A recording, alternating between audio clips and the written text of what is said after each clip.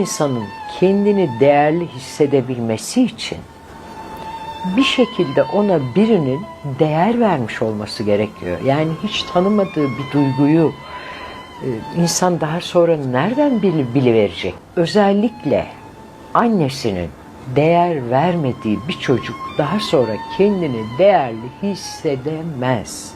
Fakat büyüyüp yetişkin biri olduğumuzda artık şöyle dememeliyiz. İşte bana annem böyle yaptı, babam böyle yaptı, şöyle yaptılar, ben onun için böyleyim. Bana bunu zamanında insanlar öğretmemiş. Ne yapalım? Artık geçmişe de uğraşacak halim yok. Bu değeri kendime ben verebilir miyim acaba? Çünkü ben şuna inanıyorum.